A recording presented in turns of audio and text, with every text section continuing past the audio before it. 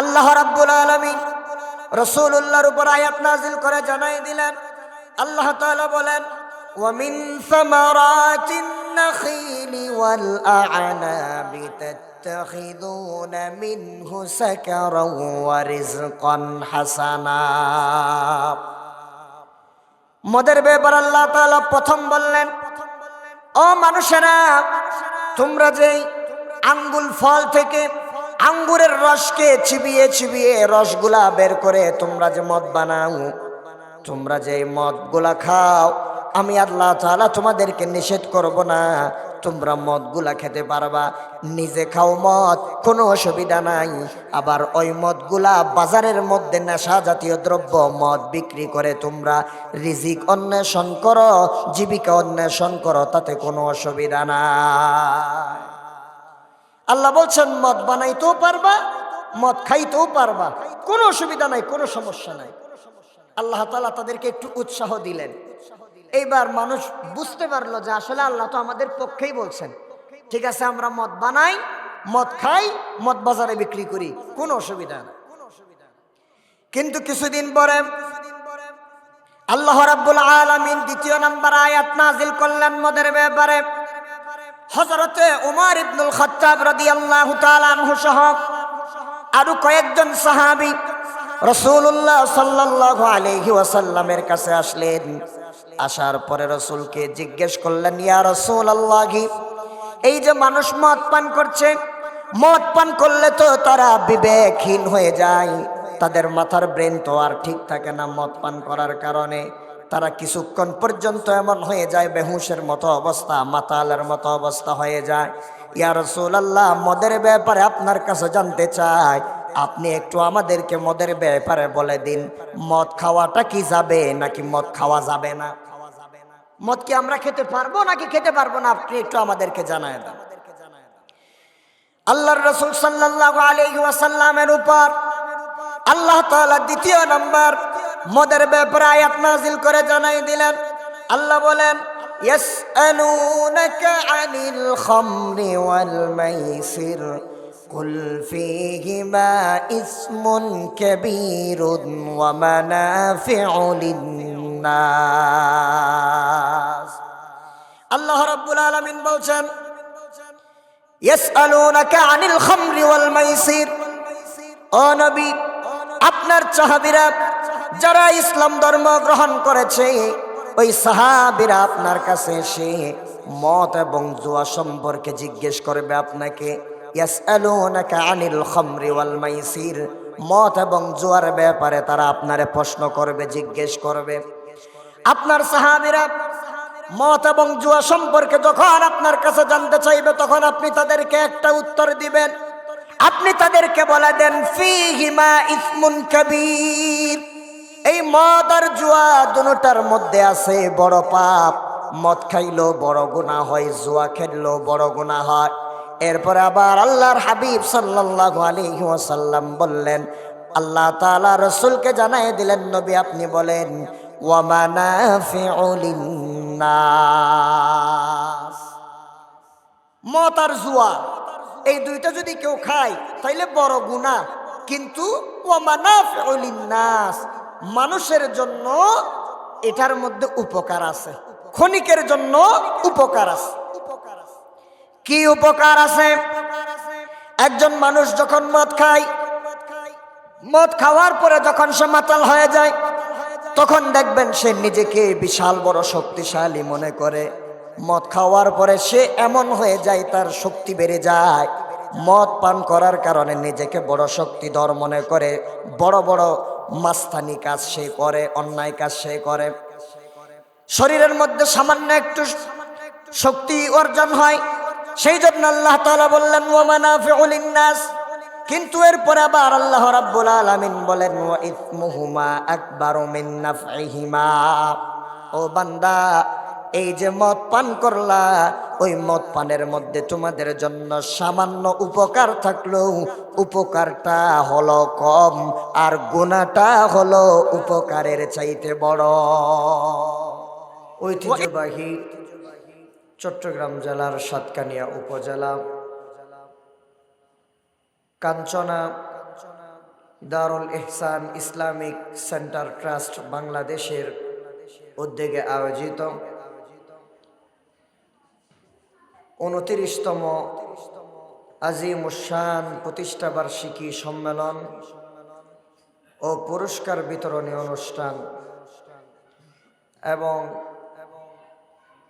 ট্রাস্টের প্রতিষ্ঠাতা ও জালালিয়া জামে মসজিদ লন্ডনের সম্মানিত সাবেক খতিব পীরে তরিকত বিশিষ্ট আলেমে দ্বীন হযরতুল আল্লামা শাহ সুফি মুফতি মুহাম্মদ লুকমান ফারুকী রহমতুল্লাহি আলাইহি ও মুরব্বিগণের ইসালে সওয়াব মাহফিলের আজকের এই অধিবেশনের সম্মানিত সভাপতি, প্রধান অতিথি সহ অতিথিবৃন্দ, মঞ্চে উপস্থিত আমন্ত্রিত উলামায়ে কেরাম, মুফাসসিরিনে কেরাম, মুরব্বিয়ানে আযম, সামনে উপবিষ্ট দিনদার ইমানদার ইসলাম প্রিয় মুসলমান তাওহীদি জনতা, মাইকের আওয়াজ যতটুকু যাচ্ছে অত্র এলাকায় ছড়িয়ে ছিটিয়ে থাকা সম্মানিতা মা ও বোনেরা, আল্লাহ রাব্বুল ইজ্জত ওয়াল জালালের শাহী দরবারে শুকরিয়া জ্ঞাপন করছি যে মহান রব্বুল ইজ্জত ওয়াল জালাল আমাদেরকে দয়া করে মেহেরবানি করে আজকের এই মাহফিলে উপস্থিত হওয়ার তৌফিক দান করেছেন। সেজন্য সবাই অবনত চিত্তে হৃদয়ের আবেগ ভালোবাসা উজাড় করে মন প্রাণ খুলে উচ্চ আওয়াজে শুকরিয়া আদায় করে পড়ছি আলহামদুলিল্লাহ। দরুদ এবং সালাম পেশ করছি রাহমাতুল লিল আলামিন সাইয়্যিদুল মুরসালিন খাতামুন নবিয়্যিন মুহাম্মাদুর রাসূলুল্লাহ সাল্লাল্লাহু আলাইহি ওয়াসাল্লামের উপর, যাকে আল্লাহ সুবহানাহু ওয়া তাআলা এই পৃথিবীতে সর্বশেষ নবী এবং রাসূল হিসেবে প্রেরণ করেছেন। সম্মানিত উপস্থিতি, দারুল ইহসান ট্রাস্টের সম্মানিত প্রতিষ্ঠাতা মরহুম পীর সাহেব হুজুর, ওনাকে আমি আমার জীবনে শুধু একবার দেখেছি। যেহেতু উনি ওনার জীবনের বেশিরভাগ সময়ই লন্ডনে কাটিয়েছেন, যদি আমার ভুল না হয়ে থাকে তিনি লন্ডনে রসডেল একটা জামে মসজিদের মধ্যে জুমা পড়াতেন। সেই সুবাদে তিনি দেশের মধ্যে খুব কম সময়ই থাকতেন। আমি হেফজখানায় পড়েছি গোয়ালিয়াপাড়া আঞ্জুমান ইসলামিয়া হাফেজিয়া কমপ্লেক্সে। আমরা যেই বছর পাগড়ি নিব, আমার মনে আছে সেই বছর হুজুরকে আমাদের মাদ্রাসায় দাওয়াত করা হয়েছিল। মাঝের মসজিদের হেফজখানার সবাই তিনি এসেছিলেন। সেই দিনই জীবনের প্রথম ওনাকে দেখেছিলাম এবং জীবনের শেষ সেইবারেই ওনাকে দেখেছিলাম। সেইবারে যারা উপস্থিত ছিলেন তাদের মধ্য থেকে বর্তমানে শুধু একজন পৃথিবীতে বেঁচে আছেন। উপস্থিত আমন্ত্রিত পীর সাহেবদের মধ্যে ছিলেন আমাদের মরহুম খোটাখালীর পীর সাহেব হুজুর হাফেজ আব্দুল হাই রহিমাহুল্লাহ, তিনিও দুনিয়া থেকে বিদায় নিয়ে চলে গিয়েছেন। আরেকজন উপস্থিত ছিলেন পীর সাহেব জামিয়া উবাইদিয়া নানুপুর মাদ্রাসার আল্লামা শাহ জমির উদ্দিন নানুপুরি রহিমাহুল্লাহ, তিনিও দুনিয়া থেকে বিদায় নিয়ে চলে গিয়েছেন।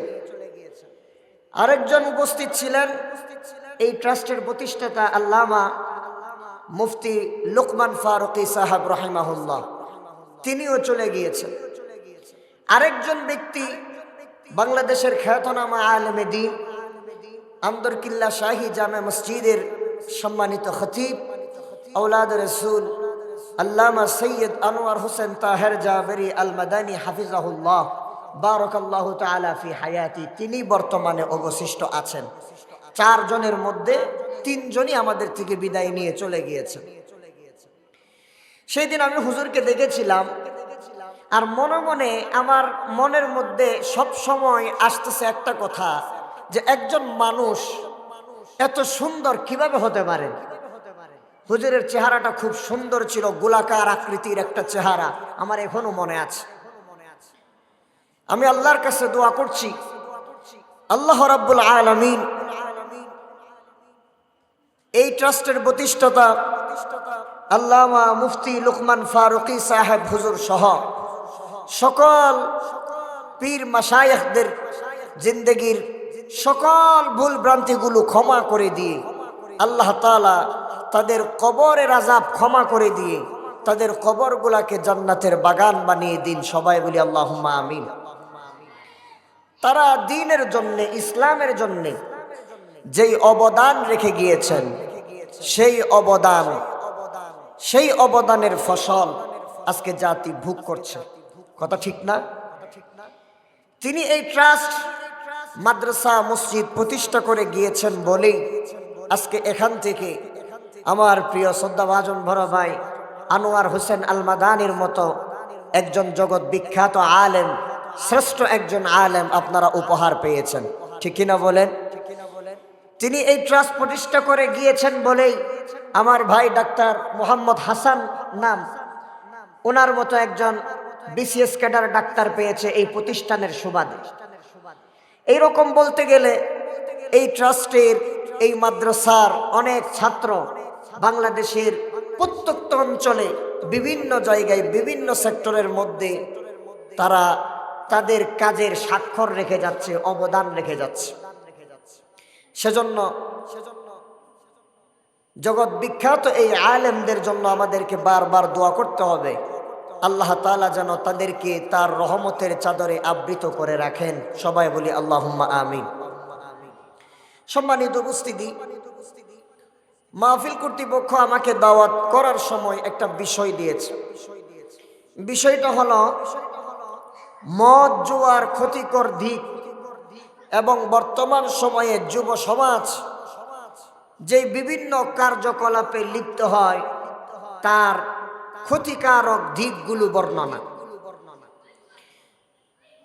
আমি ছোট মানুষ, যোগ্যতা কম, তারপরও আপনাদের সামনে উপস্থিত হয়েছি। এই এলাকায় আগেও অনেকবার আসা হয়েছে। কোরআন হাকিম থেকে আমি একটি আয়াত তেলাওয়াত করেছি। যদি আল্লাহ সুবহানাহু ওয়া তাআলা আমাকে তৌফিক দান করেন, আপনারা যদি দোয়া দেন, তাহলে সংক্ষিপ্ত সময়ে এই আয়াতকে সামনে রেখে আমার বিষয়বস্তুর আলোকে কিছু কথা আপনাদের সামনে উপস্থাপন করব ইনশাআল্লাহ। সম্মানিত উপস্থিতি, বর্তমানে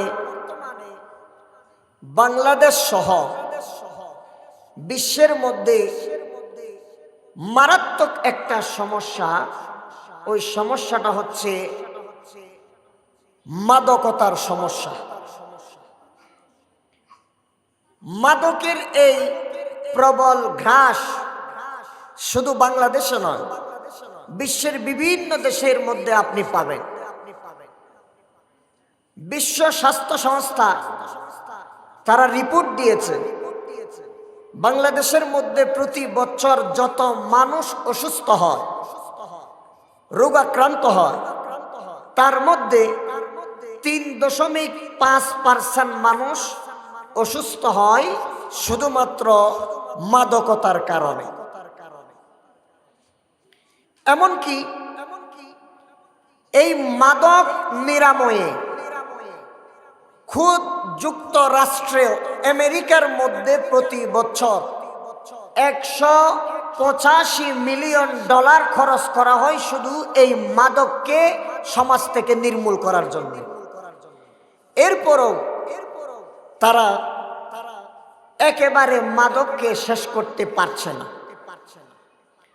মাদকের প্রবল ঘ্রাস এটা বিশ্বের মধ্যে এমনভাবে ছড়িয়ে পড়েছে, কেউ সহজে এই মাদক থেকে বাঁচতে চাইলেও বাঁচতে পারে না। উদাহরণস্বরূপ আমরা যদি বলি, আপনারা কক্সবাজার যান, আমরা কক্সবাজার থেকে যখন আসি রাত্রিবেলা মাহফিল করে, চুনতি পার হওয়ার পরে একটা চেকপোস্ট আছে, সেই জায়গার মধ্যে পুলিশের গাড়ি, ডিবির গাড়ি, 5-6টা গাড়ি এক জায়গায় হয়ে কক্সবাজারগামী প্রত্যেকটা বাস, সিএনজি, মাইক্রো, হাইস সবগুলা চেক করা হয়। কি চেক করে? ওই শুধু ইয়াবা আছে কিনা এটা চেক করে। কথা ঠিক কিনা বলেন? যেমন গত সপ্তাহে আমরা চকরিয়া হারবাং থেকে রাত্রিবেলা আসতেছিলাম প্রোগ্রাম শেষ করে, রাত্র প্রায় 2:30 হয়ে গেছে। তখনই পুলিশ আমাদেরকে দাঁড় করাইল। দাঁড় করানোর পরে যখন গাড়ির জানালা খুললাম, যখন দেখলো যে হুজুর, আমাদেরকে সালাম দেওয়ার আগে আমাদের একজন ওনাদেরকে সালাম দিলেন, আসসালামু আলাইকুম। ওই পুলিশও আমাদেরকে আবার সালাম দিয়ে বলছেন যে হুজুর, আপনারা কি মাহফিল থেকে আসতেছেন? আমরা বললাম জি, মাহফিল থেকে আসতেছি। সামনে আবার আরেকজন, দাড়ি নাই, টুপি নাই, পাঞ্জাবি নাই, তারা যাই আবার ধরছে, আপনি কোত্থেকে আসতেছেন? বলা আমিও হারবাং থেকে আসতেছি। ওনারে দাঁড় করাইলো, এরপর আমাদেরকে ছেড়ে দিল। দেখলাম যে গাড়িগুলো এমন ভাবে চেকিং করা হচ্ছে, গাড়ির প্রত্যেকটা পার্টস খুলে খুলে দেখা হচ্ছে যে ইয়াবা আছে কিনা। আমার প্রশ্ন হলো, প্রত্যেক দিন যদি বাংলাদেশে এই রকম ভাবে ইয়াবা চেকিং করা হয়, প্রতিদিন যদি ইয়াবার বড় বড় চালান বাংলাদেশে গ্রেফতার করা হয়, এরপরও প্রতিনিয়ত এই ইয়াবা বাংলাদেশে কিভাবে ঢুকতেছে সেটা জনগণ জানতে চায়। ঠিক কিনা বলেন? প্রতিদিন তো চেক করা হচ্ছে, কিন্তু তারপরও ইয়াবা শেষ করা যাচ্ছে না। মাদকতা থেকে আমার যুব সমাজকে ফেরানো যাচ্ছে না। কেন? কারণ হচ্ছে মূলে সমস্যা। কোথায় সমস্যা বলেন? মূলে সমস্যা। আপনারা বলবেন হুজুর, মূলে কিভাবে সমস্যা? মূলে সমস্যা হলো, আমি যখন টেকনাফে মাহফিল করতে গিয়েছি, এগুলা বাস্তব অভিজ্ঞতা থেকে মাদকতার ভয়াবহ আপনাদেরকে বলছি। এখন আর বোতল মদ পাওয়া যায় না, এগুলা খুব কম। বোতলের মদ এখন পাওয়া যায় ফেন্সিডিল, ইয়াবা, এগুলা। টেকনাফে আমি মাহফিল করতে গেছি, একদম একেবারে লাস্ট বর্ডার লেদা, লবণ চাষিদের উদ্যোগে মাহফিল। আমি তাদেরকে বললাম, ভাই, এত নিরাপত্তার চাদর ভেদ করে এই ইয়াবা ট্যাবলেট গুলা আমাদের সাতকানিয়া পর্যন্ত, চট্টগ্রাম শহর, ঢাকা পর্যন্ত কিভাবে যায়? বলে হুজুর সাবধানে কথা বলেন। আমি বললাম সাবধানে মানে? বলে হুজুর, এটা এখানে ইয়াবা বলবেন না, এটা এখানে গ্যাস্ট্রিকের ট্যাবলেট। টেকনাফে ইয়াবার নাম দেওয়া হয়েছে কি? গ্যাস্ট্রিকের ট্যাবলেট। বলে হুজুর, এই গ্যাস্ট্রিকের ট্যাবলেট আপনি যেই দামের চাইবেন সেই দামের পাওয়া যাবে। আমি বললাম যেমন? বলে হুজুর, গ্যাস্ট্রিকের ট্যাবলেটের যেমন বিভিন্ন দাম আছে, যেটা হাই পাওয়ার সেটার দাম একটু বেশি, যেটা লো পাওয়ার সেটার দাম একটু কম। ঠিক তেমনি ভাবে আমাদের এখানে 15 টাকা থেকে শুরু করে যত উপরে আপনি যেতে পারেন। তার মানে একটা ইয়াবা যখন আপনি কারবারির থেকে কিনবেন, তখন 15 টাকা দিয়ে কিনতে হবে প্রতি পিস। তাহলে এই প্রতি পিস 15 টাকা করে কিনে, এরপরে এতগুলা চেকপোস্ট ভেদ করে লেদার থেকে আসতে আপনি কক্সবাজার মেইন শহরে আসা পর্যন্ত মিনিমাম 6 থেকে 7টা চেকপোস্ট আপনাকে অতিক্রম করতে হবে। এরপরে এসে কক্সবাজার থেকে চট্টগ্রাম পর্যন্ত আরো 3-4টা চেকপোস্ট। তারপরেও দেখা যায় এই ইয়াবা সমাজের মধ্যে ছড়িয়ে যাচ্ছে।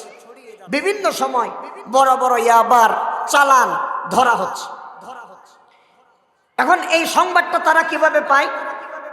তারা আমাদেরকে জানালো, হুজুর, যারা এই ইয়াবা কারবারি আছে, মায়ানমার থেকে যারা এই দেশে ইয়াবা পাচার করে, মূল সওদাগর যারা, তাদের কাছ থেকে যারা ইয়াবা কিনে, তাদের সাথে যে যোগাযোগটা আছে, ইয়াবা কিনে নিয়ে যাওয়ার সাথে সাথে তারা পুলিশকে ইনফর্ম করে দেয় যে অমুক ব্যক্তি অমুক গাড়ি নিয়ে আমাদের থেকে ইয়াবার চালান নিয়ে গেছে। এখন ওই গাড়ি রাস্তায় যেতে না যেতেই প্রত্যেকটা চেকপোস্টের মধ্যে খবর হয়ে যায়, কোনো না কোনো চেকপোস্টে তাকে ধরে ফেলা হয়। মাশাআল্লাহ, তাহলে তো মাদক নিরাময় হয়ে যাওয়ার কথা। বলে না হুজুর, এখানে একটা কথা আছে। আমি বললাম কি কথা? তারা আমাকে বলল, হুজুর, এই ইয়াবাগুলো গ্রেফতার করার পর একজন মানুষ থেকে ইয়াবা পাওয়া গেল 10,000 পিস, কিন্তু পুলিশ সবগুলা সামনে উপস্থাপন করবে না, মিডিয়ার মধ্যে দেখাবে 200 পিস 300 পিস। তো বাকিগুলা কি করে? বলে হুজুর বাকিগুলা আবার ঠিক ওই যার কাছ থেকে ইয়াবা কেনা হয়েছে তার কাছে পুলিশরা রিটার্ন দেয়, মাঝখানে পুলিশ একটা বড় ধরনের ফায়দা লুফে নেয়, যার কারণে বাংলাদেশ থেকে ইয়াবা নির্মূল করা যাচ্ছে না। আমি বললাম ও তাইলে তো এখানেই সমস্যা। তার মানে তারা ওই যে গাছের গুড়া কেটে দিয়ে আগার মধ্যে পানি ঢালতেছে, আর আমাদেরকে বোঝাচ্ছে কিছু কুচক্রী পুলিশ মহল, তারা আমাদেরকে বোঝাচ্ছে আমরা প্রতিদিন ইয়াবার চালান গ্রেফতার করতেছি। আসলে কিচ্ছু না, তারাই মূলত ইয়াবার সাথে জড়িত। ঠিক কিনা বলে? না হলে তো ইয়াবা এতদিনে শেষ হয়ে যাওয়ার কথা, মাদক সমাজে থাকতে পারবে না। প্রতিদিন চালান গ্রেফতার করা হচ্ছে, সমাজের মধ্যে যারা 2-4টা খায় তাদেরকেও ধরে ধরে থানার মধ্যে দিয়ে দেওয়া হচ্ছে, কিন্তু এরপরও ইয়াবা শেষ হচ্ছে না। সম্মানিত প্রিয় উপস্থিতি, এজন্য এই ইয়াবার কারণে, ফেন্সিডিলের কারণে, মদের কারণে, ধূমপানের কারণে আমাদের সমাজ, আমাদের রাষ্ট্র, আমাদের যুব সমাজ একেবারে ধ্বংস হয়ে যাচ্ছে। সম্মানিত প্রিয় উপস্থিতি, মাদক, মাদক কাকে বলা হয় সেটা আগে আমাদেরকে জানতে হবে। মাদককে আরবিতে খামার বলা হয়। খামার শব্দের অর্থ হলো ঢেকে ফেলা। খামার শব্দের অর্থ কি? একটু আমাকে উত্তর দিতে হবে। খামার শব্দের অর্থ কি? ঢেকে ফেলা। যেহেতু এই মদ নেশা জাতীয় দ্রব্য খেলে মানুষের বিবেক ঢেকে যায়, এটার কারণে মানুষের মস্তিষ্ক ঢেকে যায়, সেজন্য এটাকে মদ বলা হয়, খামার বলা হয়। খামারের আরো একটা অর্থ হলো গোপন করে ফেলা। মানুষ যখন মদ পান করে তখন তার মনুষ্যত্ব, বিবেক, বুদ্ধি সেটা গোপন হয়ে যায়, তার ভেতরে আর মনুষ্যত্ব থাকে না। সে সমাজের মধ্যে মদ পান করার কারণে, নেশা করার কারণে, ইয়াবা খাওয়ার কারণে সে এমন হয়ে যায় তার মনুষ্যত্ব পর্যন্ত লুপ পেয়ে যায়, গোপন হয়ে যায়, যার কারণে সে পাষাণ হয়ে গিয়ে সমাজের মধ্যে যত নিকৃষ্ট কাজ আছে সব নিকৃষ্ট কাজ ওই মাদক খাওয়ার কারণেই সেই করে। কত ঠিক কিনা বলেন? এজন্য এই মাদক, এটাকে মাদক বলা হয়, খামার বলা হয় এই কারণে যে জিনিসটা খেলে নেশার উদ্রেক হয়, নেশা জাতীয় এই বস্তু খাওয়ার কারণে তার বিবেক বুদ্ধি লুপ পেয়ে যায়, তার মনুষ্যত্ব ঢেকে যায়, সেজন্যই এটাকে খামার বলা হয় বা মদ বলা হয়। আমরা জানলাম মদ কাকে বলে, আমরা বুঝতে পারলাম মদ খেলে মানুষের বিবেক বুদ্ধি নষ্ট হয়ে যায়, সেজন্য সে সমাজের মধ্যে নিকৃষ্ট কাজ করে। এই মাদকের মতো বিবেক বুদ্ধি লুপকারী, মাদকের মতো সমাজে অশান্তি সৃষ্টিকারী, মাদকের মতো যুব সমাজ ধ্বংসকারী এই বস্তুকে আল্লাহ সুবহানাহু ওয়া তাআলা গোটা পৃথিবীর মানুষের জন্য, তার বান্দাদের জন্য চিরতরে হারাম করে দিয়েছেন, যাতে করে মানুষ মাদক মুক্ত সমাজ গড়তে পারে, যাতে করে যুব সমাজ ধ্বংস না হয়ে যায়, যুব সমাজ যেন সুন্দর সহজ সরল পথের মধ্যে থাকতে পারে।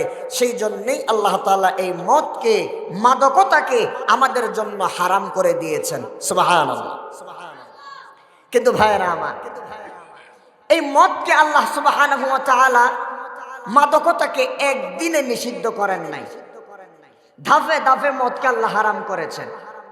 প্রসঙ্গক্রমে একটা কথা বলি, আজকে বাংলাদেশে 2টা দল তৈরি হয়েছে। 12 তারিখ নির্বাচন, ভালো করে বুঝবেন, কিন্তু আমি রাজনীতির ওয়াজ করতেছি না, বিষয়টা বুঝাচ্ছি। আল্লাহ তাআলা মদকে একদিনে হারাম করেন নাই, ধাপে ধাপে হারাম করেছে। আমাদের দেশে কিছু মানুষ চাচ্ছেন শরিয়া আইন বাস্তবায়ন হোক এবং ওই শরিয়া আইন ঘোষণা দিয়েই ক্ষমতায় যাওয়া লাগবে।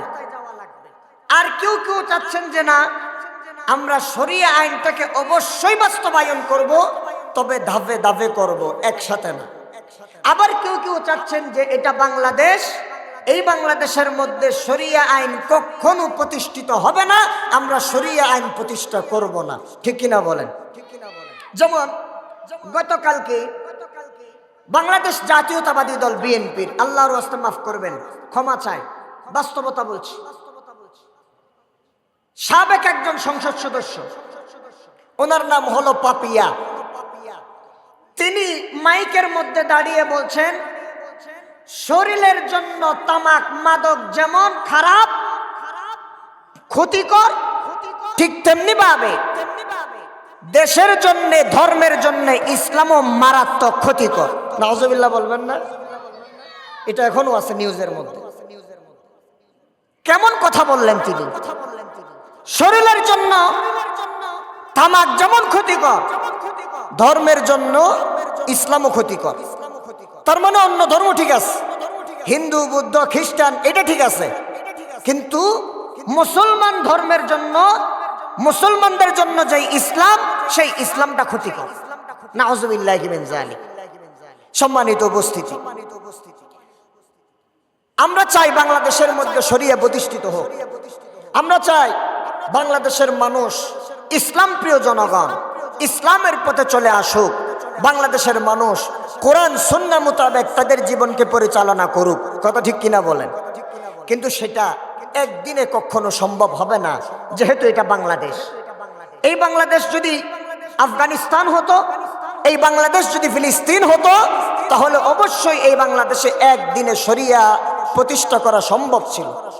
যদি খেলাফা কেউ প্রতিষ্ঠা করে, আমরা সবাই তার সাথে যোগ দিয়ে একদিনে খেলাফা প্রতিষ্ঠা করে এরপরে শরিয়া আইন জারি করা যাবে, এটা সম্ভব। কিন্তু নির্বাচনের মাধ্যমে ক্ষমতায় গিয়ে একদিনে শরিয়া আইন, এটা কোনোদিনও সম্ভব হবে না। এটা যদি কেউ করতে যায় তাহলে হিতে বিপরীত হতে পারে। তবে আমরা চাই বাংলাদেশের মধ্যে শরিয়া প্রতিষ্ঠিত হোক। আল্লাহর কাছে দোয়া করি আল্লাহ তাআলা যেন বাংলাদেশে শরিয়া আইনকে প্রতিষ্ঠিত করে দেয়। সবাই বলি আল্লাহুম্মা আমিন। কারণ শরিয়া আইন যেখানে প্রতিষ্ঠিত হবে সেখানে শান্তি আর শান্তি, শান্তি প্রতিষ্ঠিত হয়ে যাবে।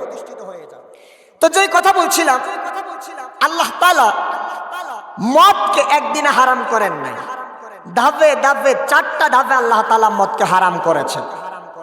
কেন? কারণ হলো যেই জাতিগুলার উপর আল্লাহ তাআলা মদ হারাম করতেছেন, সেই জাতি মাদকাসক্ত জাতি। সেই জাতি এর আগে প্রতিটা দিন, প্রতিটা মুহূর্তে মদ পান করেছে। এখন যদি আল্লাহ তাআলা তাদেরকে ডাইরেক্ট ডাক দিয়ে বলেন যে আজ থেকে, এই মুহূর্ত থেকে মদ তোমাদের জন্য হারাম করা হলো, জুয়া তোমাদের জন্য হারাম করা হলো, তাহলে তারা মানবে না। তারা আল্লাহ তাআলার হুকুমের অবাধ্যচারণ করবে। সেই জন্য আল্লাহ তাআলা মদকে আস্তে আস্তে ধাপে ধাপে হারাম করেছে। যেটা হযরতে মা আয়েশা সিদ্দিকা রাদিয়াল্লাহু তাআলা আনহা বলেছেন।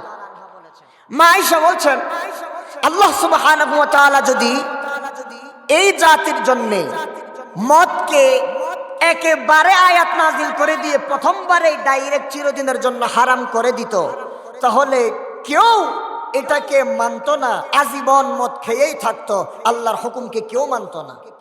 কিন্তু আল্লাহ তাআলা সিস্টেম বুঝেছেন, বান্দাকে কিভাবে করলে বান্দা আমার হুকুমের আয়ত্ত চলে আসবে। সেই জন্য আল্লাহ তাআলা মদকে একভাবে হারাম না করে, ফার্স্ট হারাম না করে, ধাপে ধাপে আল্লাহ তাআলা মদকে হারাম করেছেন। যেমন ডাক্তারের কাছে যখন একজন রোগী যায়, বড় রোগ হয়ে গিয়েছে, ডাক্তার তাকেই প্রথমে থেরাপি দিতে বলে না। ডাক্তার প্রথমেই বড় বড় মাপের 1000 mg 2000 mg এইরকম পাওয়ারে ওষুধ দেয় না। আগে তাকে কম পাওয়ারে ওষুধগুলা দেয়। ওষুধগুলা দিয়ে দিয়ে তাকে একটু উন্নত করার চেষ্টা করে। সর্বশেষে লাস্ট স্টেজে গিয়ে তাকে বড় ধরনের কেমোথেরাপি যা দেওয়া দরকার তার শরীরের জন্য, সেগুলা দিয়ে তাকে ভালো করে। এতদিন পর্যন্ত ওষুধ খাওয়াইয়া খাওয়াইয়া তাকে বড় চিকিৎসার জন্য উপযুক্ত করে। সেজন্য আল্লাহ রাব্বুল আলামিন বান্দা যাতে লুট সহ্য করতে পারে, আস্তে আস্তে আস্তে আস্তে করে মদকে হারাম করে দিয়েছেন। এই মাদকতার ক্রাল ঘাস থেকে আল্লাহ সুবহানাহু ওয়া তাআলা বান্দাদেরকে আস্তে আস্তে আলাদা করছেন। দেখেন আল্লাহ রাব্বুল আলামিন মদকে কিভাবে হারাম করছেন। সম্মানিত প্রিয় মুসলমান বন্ধুগণ, আল্লাহ রাব্বুল আলামিন রাসূলুল্লাহ সাল্লাল্লাহু আলাইহি ওয়াসাল্লাম যখন মক্কার জমিনে প্রেরণ করলেন, তখন দেখতে পেলেন মক্কার মানুষেরা মাদকাসক্ত। তিনি দেখতে পেলেন মক্কার মানুষেরা আল্লাহর হুকুমের অবাধ্য, আল্লাহর হুকুম মানে না, ইসলাম মানে না। এই মাদকাসক্ত সমাজকে মাদক মুক্ত করার জন্য, এই উশৃঙ্খল জাতিকে সুশৃঙ্খল করার জন্য আল্লাহ রাব্বুল আলামিন নবী মুহাম্মদুর রাসূলুল্লাহ সাল্লাল্লাহু আলাইহি ওয়াসাল্লামের উপর কোরআনটা নাজিল করলেন। মাদকতার এই ঘাস থেকে বান্দাদেরকে আল্লাহ মুক্ত করার জন্য আল্লাহ রাব্বুল আলামিন মাদকের ব্যাপারে রাসূলুল্লাহর উপর সর্বপ্রথম একটি আয়াত নাজিল করলেন। আল্লাহ রাব্বুল আলামিন রাসূলুল্লাহর উপর আয়াত নাজিল করে জানাই দিলেন, আল্লাহ তাআলা বলেন, ওয়া মিন সামারাতিন নাখিলি ওয়াল আ'নাবি তাত্তাখিযুনা মিনহু সাকারান ওয়া রিজকান হাসানা। মদের ব্যাপার আল্লাহ তাআলা প্রথম বললেন, ও মানুষেরা, তোমরা যেই আঙ্গুল ফল থেকে আঙ্গুরের রসকে চিবিয়ে চিবিয়ে রসগুলা বের করে তোমরা যে মদ বানাও, তোমরা যে মদগুলা খাও, আমি আল্লাহ তাআলা তোমাদেরকে নিষেধ করব না, তোমরা মদগুলা খেতে পারবা, নিজে খাও মদ, কোনো অসুবিধা নাই। আবার ওই মদগুলা বাজারের মধ্যে নেশা জাতীয় দ্রব্য মদ বিক্রি করে তোমরা রিজিক অন্বেষণ করো, জীবিকা অন্বেষণ করো, তাতে কোনো অসুবিধা নাই।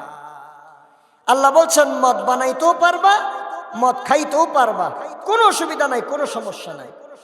আল্লাহ তাআলা তাদেরকে একটু উৎসাহ দিলেন। এইবার মানুষ বুঝতে পারলো যে আসলে আল্লাহ তো আমাদের পক্ষেই বলছেন, ঠিক আছে আমরা মদ বানাই, মদ খাই, মদ বাজারে বিক্রি করি, কোনো অসুবিধা না। কিন্তু কিছুদিন পরে আল্লাহ রাব্বুল আলামিন দ্বিতীয় নাম্বার আয়াত নাজিল করলেন মদের ব্যাপারে। হযরতে উমর ইবনুল খাত্তাব রাদিয়াল্লাহু তাআলা আনহু সহ আরো কয়েকজন সাহাবী রাসূলুল্লাহ সাল্লাল্লাহু আলাইহি ওয়াসাল্লামের কাছে আসলেন।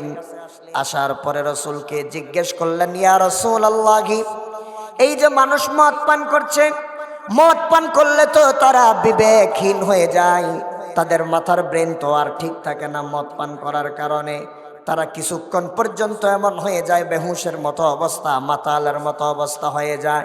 ইয়া রাসূলুল্লাহ, মদের ব্যাপারে আপনার কাছে জানতে চাই, আপনি একটু আমাদেরকে মদের ব্যাপারে বলে দিন, মদ খাওয়াটা কি যাবে নাকি মদ খাওয়া যাবে না?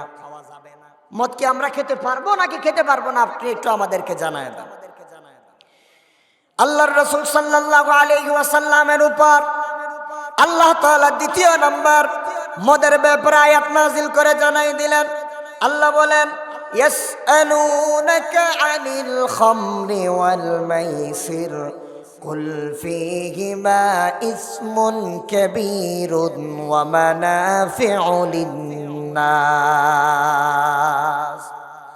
আল্লাহ রাব্বুল আলামিন বলছেন, ইয়াসআলুনাকা আনিল খামরি ওয়াল মাইসির, ও নবী, আপনার সাহাবীরা যারা ইসলাম ধর্ম গ্রহণ করেছে, ওই সাহাবীরা আপনার কাছে এসে মদ এবং জুয়া সম্পর্কে জিজ্ঞেস করবে আপনাকে। ইয়াসআলুনাকা আনিল খামরি ওয়াল মাইসির, মদ এবং জুয়ার ব্যাপারে তারা আপনারে প্রশ্ন করবে, জিজ্ঞেস করবে। আপনার সাহাবীরা মদ এবং জুয়া সম্পর্কে যখন আপনার কাছে জানতে চাইবে, তখন আপনি তাদেরকে একটা উত্তর দিবেন। আপনি তাদেরকে বলে দেন, ফীহিমা ইসমুন কাবীর, এই মদ আর জুয়া দুটোটার মধ্যে আছে বড় পাপ। মদ খাইলেও বড় গুনাহ হয়, জুয়া খেললেও বড় গুনাহ হয়। এরপরে আবার আল্লাহর হাবিব সাল্লাল্লাহু আলাইহি ওয়াসাল্লাম বললেন, আল্লাহ তাআলা রাসূলকে জানাই দিলেন, নবী আপনি বলেন, ওয়া মানাফিউ লিন-নাস, মদ আর জুয়া এই দুইটা যদি কেউ খায় তাইলে বড় গুনাহ, কিন্তু ওয়া মানাফিউ লিন-নাস, মানুষের জন্য এটার মধ্যে উপকার আছে, ক্ষণিকের জন্য উপকার আছে। কি উপকার আছে?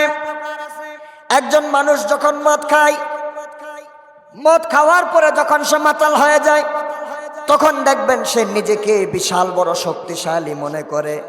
মদ খাওয়ার পরে সে এমন হয়ে যায়, তার শক্তি বেড়ে যায়। মদ পান করার কারণে নিজেকে বড় শক্তিধর মনে করে, বড় বড় মাস্তানি কাজ সে করে, অন্যায় কাজ সে করে। শরীরের মধ্যে সামান্য একটু শক্তি অর্জন হয়, সেই জন্য আল্লাহ তাআলা বললেন ওয়া মানাফিউ লিন-নাস। কিন্তু এরপরে আবার আল্লাহ রাব্বুল আলামিন বলেন ওয়া ইসমুহুমা আকবারু মিন নাফইহিমা। ও বান্দা, এই যে মদ পান করলা, ওই মদ পানের মধ্যে তোমাদের জন্য সামান্য উপকার থাকলেও উপকারটা হলো কম, আর গুনাহটা হলো উপকারের চাইতে বড়। ওয়া ইসমুহুমা আকবারু মিন নাফইহিমা। এই মদ আর জুয়া এগুলার উপকারের চাইতে পাপটা বড়, এজন্য মদ এবং জুয়া এগুলা খাওয়া যাবে না। প্রিয় মুসলমান ভাইয়েরা আমার, আল্লাহ রাব্বুল আলামিন মদের ব্যাপারে 2 নম্বর আয়াত নাজিল করলেন। 2 নম্বর আয়াতটা যখন নাজিল হয়ে গেল, কিছু কিছু মানুষ মদ পান করা বাদ দিয়ে দিল, কারণ তারা জানতে পারলো মদ পান করলে সামান্য পরিমাণ শক্তি পাওয়া যায়, শরীরের মধ্যে বল আসে, কিন্তু এটার চাইতো গুনাহটা বড় মারাত্মক।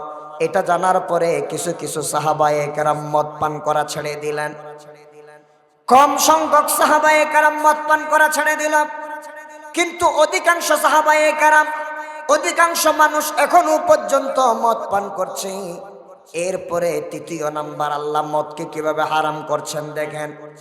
একদিন আল্লাহর রাসূলের একজন সাহাবী, নাম হলো হযরত আব্দুর রহমান ইবনে আউফ রাদিয়াল্লাহু তাআলা আনহু। আব্দুর রহমান ইবনে আউফ রাদিয়াল্লাহু তাআলা আনহু সাহাবীদেরকে তার ঘরের মধ্যে দাওয়াত দিলেন। দাওয়াত দেওয়ার পরে খাবার খেলেন। খাবার খাওয়ার পরে সবাই মদ পান করলো। আমাদের সমাজের মধ্যে দেখবেন বিয়ে শাদীর মধ্যে যখন আমরা যাই, মেজবানের মধ্যে যখন আমরা যাই, খাবার খাওয়ার পরে পানীয়, কোমল পানীয়, কোল্ড ড্রিঙ্কস আমরা পান করি। করি কি করি না? হজম হওয়ার জন্য আমরা এই কালো পানি, স্প্রাইট, 7 আপ এগুলা খাই। তো মক্কার মানুষেরাও দাওয়াত খেয়ে, খাবার দাবার খেয়ে এগুলা হজম করার জন্য তারা মদ পান করত।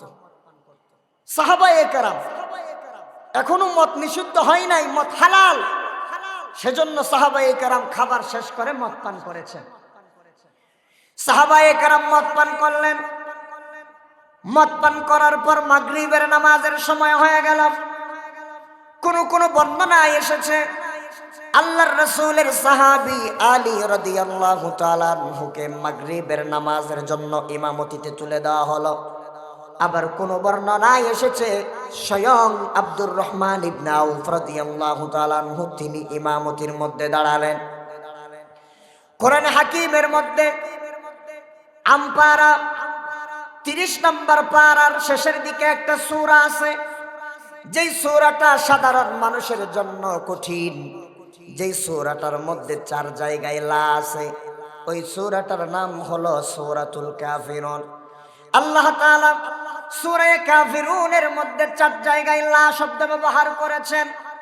কুল ইয়া আইয়ুহাল কাফিরুনা লা আ'বুদু মা তা'বুদুন ওয়ালা আনতুম আবিদুনা মা আ'বুদ ওয়ালা আনা আবিদুম মা আবাদতুম ওয়ালা আনতুম আবিদুনা মা আ'বুদ লাকুম দীনুকুম ওয়ালিয়াদিন। এই সূরার মধ্যে 4টা জায়গায় লা আছে। আব্দুর রহমান ইবনে আউফ অথবা হযরত আলী রাদিয়াল্লাহু তাআলা আনহুমা, এই 2 জনের যে কোনো একজন নামাজের মধ্যে দাঁড়ালেন, সূরা ফাতিহাটা তেলাওয়াত করলেন। সূরা ফাতিহা তেলাওয়াত করার পর সূরা কাফিরুনটা তেলাওয়াত করলেন। সূরা কাফিরুন তেলাওয়াত করতে গিয়া যেই চার জায়গার মধ্যে লা আছে ওই চার জায়গার মধ্যে থেকে লা গুলারে বাদ দিয়া দিলেন। তিনি পড়লেন কুল ইয়া আইয়ুহাল কাফিরুন আ'বুদু মা তা'বুদুন ওয়া আনতুম আ'বিদুনা মা আ'বুদ। এভাবে পড়ে নামাজের মধ্যে তেলাওয়াত করলেন। কেন? কারণ ওই যে মদ পান করার কারণে মাথার বিবেক বিলুপ্ত হয়ে গিয়েছে। কি পড়ছে নামাজের মধ্যে সেটা তিনি নিজেও জানেন না। নামাজ শেষ করার পরে যখন সেন্স ফিরে আসলো তখন তারা বলতে লাগলেন, আহারে নামাজের মধ্যে তো কেরাতে ভুল হয়ে গেছে। যেই সূরা কাফিরুন ইমাম সাহেব তেলাওয়াত করলেন ওই সূরা কাফিরুনের মধ্যে চার জায়গায় যে লা আছে ওই লা গুলা তো তেলাওয়াত করা হয় নাই, তার মানে অর্থের পরিবর্তন হয়ে গেছে। আল্লাহ তাআলা বলছেন লা আ'বুদু মা তা'বুদুন, তোমরা যার ইবাদত করো আমি তার ইবাদত করি না। তোমরা মূর্তির ইবাদত করো, লাত মানাত উজ্জা হুবলের পূজা করো, গাছের পূজা করো, বাঁশের পূজা করো, কিন্তু আমি নবী মুহাম্মদ তাদের পূজা করি না। আর আমি রাজাই আল্লাহর ইবাদত করি, তোমরা সেই আল্লাহর ইবাদত করো না। অর্থ ছিল এরকম, কিন্তু লা গুলা বাদ দেওয়ার কারণে অর্থ হয়ে গেল আমরা যার ইবাদত করি তোমরাও তার ইবাদত করো, তোমরা যার ইবাদত করো আমিও তার ইবাদত করি। অর্থ পরিবর্তন হয়ে গেল। অর্থ পরিবর্তন হয়ে যাওয়ার কারণে নামাজ শেষ হয়ে গেল। নামাজের মধ্যে ভুল পড়েছে শুধুমাত্র মদ পান করার কারণে। এইবার সাহাবায়ে কেরাম হা হুতাশ করে চিন্তিত অবস্থায় রাসূলুল্লাহর কাছে চলে গেলেন। রাসূলুল্লাহর পাশে সেই সময় যিনি বসা ছিলেন তিনি হলেন রাসূলুল্লাহ সাল্লাল্লাহু আলাইহি ওয়াসাল্লামের সাহাবী নবীজির শ্বশুর হযরত ওমর রাদিয়াল্লাহু তাআলা আনহু। সাহাবায়ে কেরাম আসলেন। আসার পরে রাসূলকে বলছেন, ইয়া রাসূলুল্লাহ কি সর্বনাশ হয়ে গেছে। বলে যে কি হয়েছে? সাহাবায়ে কেরাম বললেন, ইয়া রাসূলুল্লাহ আমরা আব্দুর রহমান ইবনে আউফের বাড়িতে দাওয়াতে গিয়েছিলাম। দাওয়াত খাওয়ার পরে আমরা মদ পান করে নেশাগ্রস্ত হয়ে গিয়েছি। সেই সময়ে মাতাল অবস্থায় নামাজের সময় হওয়ার কারণে নামাজে দাঁড়িয়ে গেলাম। আর নামাজে দাঁড়িয়ে সূরা কাফিরুন পড়তে গিয়ে চার জায়গায় লা গুলা বাদ দিয়ে নামাজ পড়েছি। আল্লাহর রাসূলের কাছে হযরত ওমর ডাক দিয়ে বলছেন, ইয়া রাসূলুল্লাহ মদের কারণে বারবার আমাদের সমাজের মধ্যে অশান্তি দেখা দিচ্ছে। আপনি একটু আল্লাহর কাছে দোয়া করেন, আল্লাহ রব্বুল আলামিন যেন মদের ব্যাপারে একটা সিদ্ধান্ত আমাদেরকে দিয়ে দেয়। চূড়ান্ত সিদ্ধান্ত যদি মদের ব্যাপারে আল্লাহ দিয়ে দেন তাহলে এই মদের আমরা খারাপি থেকে বাঁচতে পারবো, মদের বিশৃঙ্খলা থেকে বাঁচতে পারবো।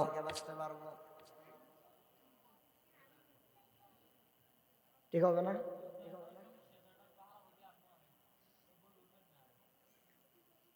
আল্লাহ একটু জিকির করি, লা ইলাহা ইল্লাল্লাহ, লা ইলাহা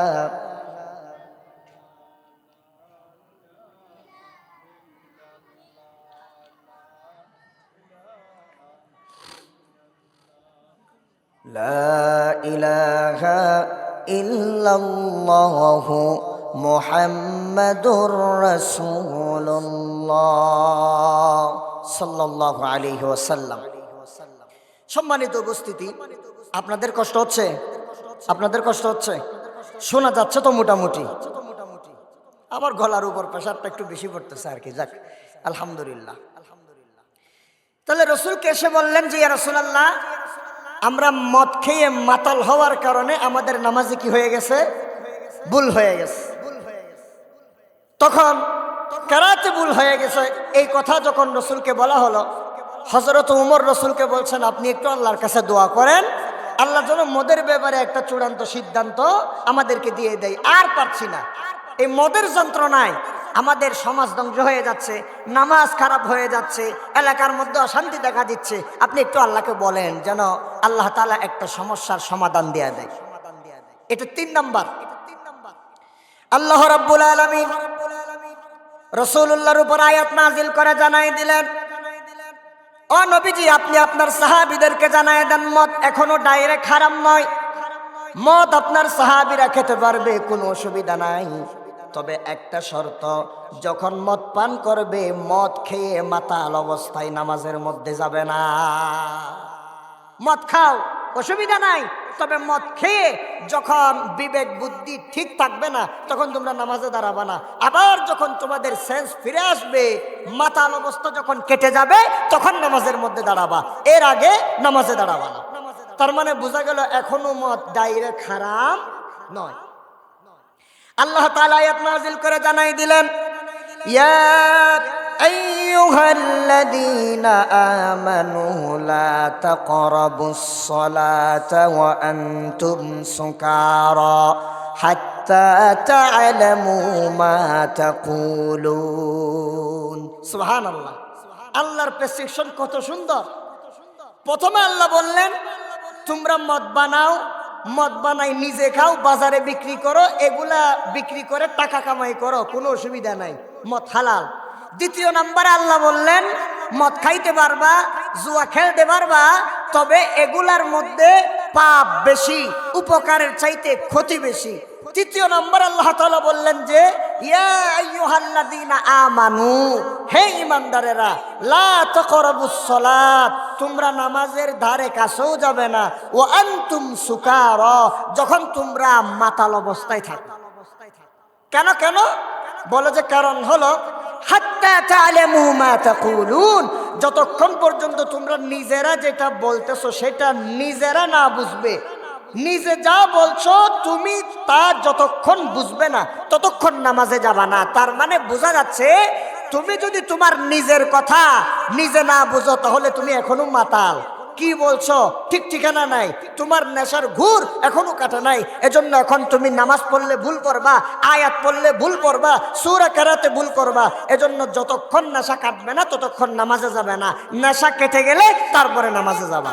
তার মানে আল্লাহ বুঝাই দিলেন এখনো মদ খেতে পারবে নাকি পারবে না? পারবে, তবে নেশাগ্রস্ত অবস্থায় নামাজ পড়া যাবে। প্রিয় মুসলমান ভাইরা আমার, এরপরে এবার 3 নাম্বার সর্বশেষ ধাপ মদের ব্যাপারে। এখন আর মদ হালাল থাকবে না, চিরতরে আল্লাহ তাআলা মদকে হারাম করে দিচ্ছেন। কিভাবে দেখেন, আল্লাহর নবীর একজন সাহাবী নাম হলো হযরতে ইতবান ইবনে মালিক রাদিয়াল্লাহু তাআলা আনহু। ইতবান ইবনে মালিক রাদিয়াল্লাহু তাআলা আনহু সাহাবীদের 2 গ্রুপকে দাওয়াত দিলেন। সাহাবীদের গ্রুপ হলো 2টা, মনে রাখবেন। সাহাবীদের গ্রুপ কয়টা একটু বলেন? সাহাবীদের গ্রুপ কয়টা? 2টা। এক প্রকারের সাহাবী হলো মুহাজির, আর এক প্রকারের সাহাবী হলো আনসার। যারা মক্কা থেকে হিজরত করে মদিনায় চলে এসেছেন তারা হলো মুহাজির, আর যারা ওই মক্কা থেকে আগত সাহাবীদেরকে সাহায্য সহযোগিতা করেছেন মদিনায় থেকে তারা হলো আনসার। ইতবান ইবনে মালিক রাদিয়াল্লাহু তাআলা আনহু আনসার এবং মুহাজির 2 গ্রুপের সাহাবীদেরকে দাওয়াত দিলেন, তাদেরকে মেহমানদারি করার জন্য উট ভুনা করলেন। সুবহানাল্লাহ, ভালো উটের মাংস ভুনা করলেন, উট ভুনা করে সাহাবীদের সামনে পেশ করলেন। আনসার এবং মুহাজির সবাই উট খেলো, উটের গোশত সুন্দর করে খেয়েছে। খাওয়ার পরে হজম হওয়ার জন্য কোমল পানীয় হিসেবে মদ পান করেছে। মদ পান করার পর তারা যখন মাতাল হয়ে গিয়েছে তখন সাহাবায়ে কেরাম একজন আরেকজনের বংশ নিয়ে আলাপ আলোচনা করতেছে। তাদের মধ্য থেকে আনসারী একজন সাহাবী, তিনি বলছেন যে আমরাই হলাম সর্বশ্রেষ্ঠ, আমাদের কারণে মুহাজিরেরা মদিনায় এসে ঘরবাড়ি পেয়েছে, স্ত্রী পেয়েছে, ব্যবসা বাণিজ্য পেয়েছে। আমরা রাসূলুল্লাহকে সাহায্য করেছি, এজন্য আমরা দামি। মুহাজিররা বলতেছে না, আমরা দামি, কারণ আমরাই সবার আগে ইসলাম গ্রহণ করেছি, আমরা ইসলামের জন্য ঘর বাড়ি ত্যাগ করে সবগুলা ছেড়ে দিয়ে মদিনার মধ্যে চলে এসেছি।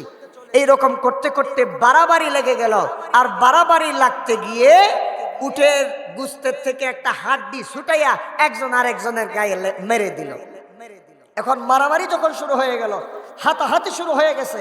হাতাহাতি শুরু কিভাবে হলো? একজন আর একজনের দাড়ি ছিঁড়ে ফেললো, চুল ছিঁড়ে ফেললো, পাঞ্জাবি ছিঁড়ে ফেললো। সাহাবায়ে কেরাম এইরকম অবস্থা হয়ে গেল কেন? ওই একমাত্র মাতাল হওয়ার কারণ।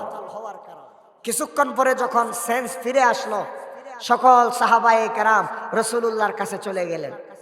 চেহারার মধ্যে চিহ্নগুলা এখনো আছে, মারামারির চিহ্ন, মাথা ফাটানোর চিহ্ন এখনো আছে।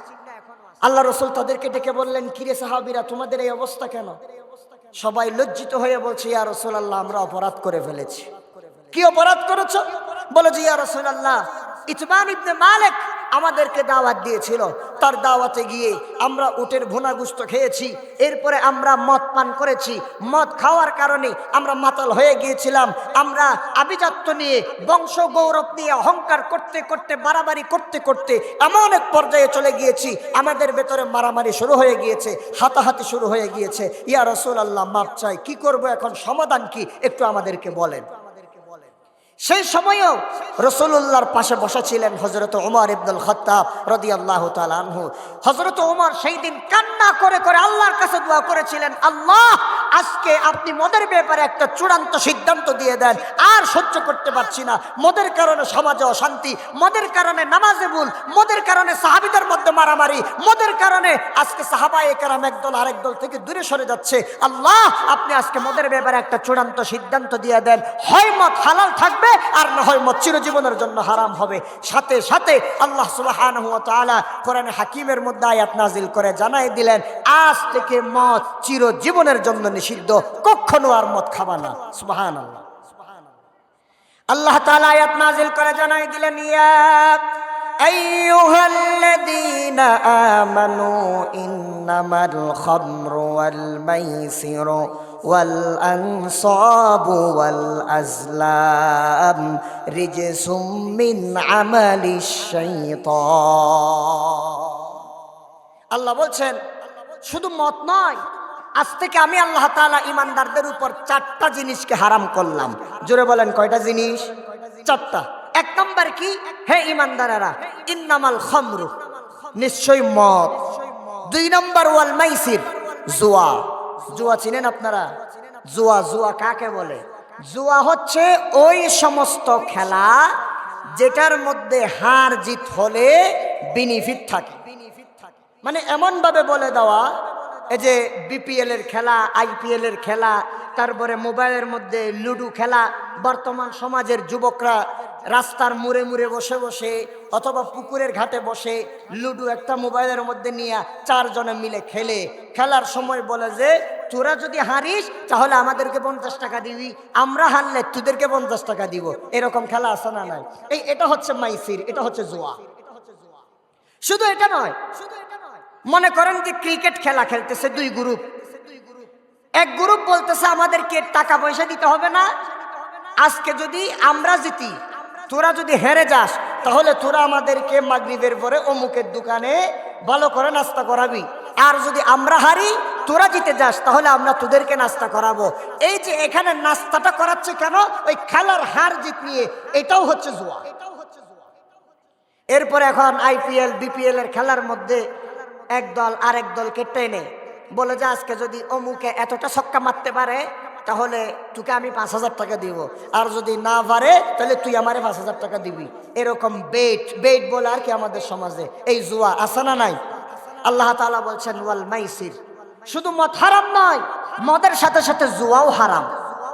এরপরে আল্লাহ তাআলা বলছেন ওয়াল আনসাব, মূর্তি পূজা আজ থেকে হারাম। বাইরে মুসলমানদের সমাজে মূর্তি পূজা নাই, মুসলমানেরা মূর্তি পূজা করে না। কথা ঠিক কিনা বলেন? মুসলমানরা কি মূর্তি পূজা করে?